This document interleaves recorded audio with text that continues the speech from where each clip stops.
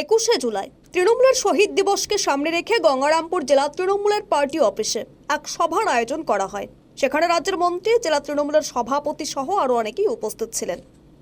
জেলা তৃণমূল কংগ্রেস কমিটির নির্দেশে গঙ্গারামপুর ব্লক কমিটির তরফে জেলা তৃণমূলের দলীয় কার্যালয়ে শহীদ স্মরণে ধর্মতলা চলো এই স্লোগানকে সামনে রেখে সভার আয়োজন করা হয়। সেখানে রাজ্যের ক্রেতা সুরক্ষা দপ্তরের মন্ত্রী বিপ্লব মিত্র, জেলা তৃণমূল সভাপতি সুভাষ ভাওয়াল, ব্লক তৃণমূল সভাপতি সহ আরও অনেকেই উপস্থিত ছিলেন। রাজ্যের মন্ত্রী তথা জেলা তৃণমূলের অভিভাবক বিপ্লব মিত্র জানিয়েছেন, রাজ্য তৃণমূল কমিটির নির্দেশে ধর্মতলা চলো শহীদ স্মরণে এই স্লোগানকে সামনে রেখে প্রস্তুতি সভা করা হলো। প্রচুর পরিমাণে মানুষজন জেলা থেকে আগামী 21শে জুলাই ধর্মতলায় জড়ো হবে। এই প্রস্তুতি সভাতে নিউ মার্কেটে জেলা তৃণমূলের দলীয় কার্যালয়ে ব্যাপক পরিমাণে তৃণমূল কর্মী সমর্থকদের এদিন ভিড় হয়েছিল ব্যাপক। মূলত হচ্ছে 21শে জুলাই, এটা আমাদের শহীদ দিবস হিসাবে পালন করে থাকি আমরা দীর্ঘদিন ধরে। আমাদের নেত্রী মমতা ব্যানার্জি যখন কংগ্রেসের ছিলেন, সেই সময় যুব কংগ্রেসের সভানেত্রী হিসাবে তিনি no identity card, no vote ভারতবর্ষের মানুষের জন্য সেই দাবি তুলে আন্দোলন করতে নেমেছিলাম।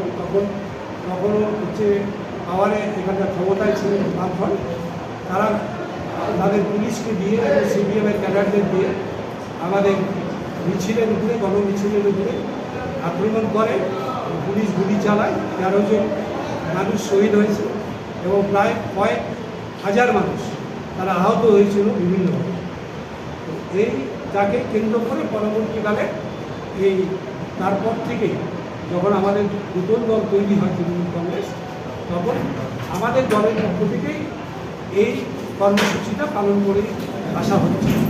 কংগ্রেস সেভাবে করেনি, আর কতটুকু কী করেছে না করেছে সেটা কোনো জানি না, কিন্তু আমরা এটা নিয়ে করছি, আমাদের নেতৃত্ব করছি।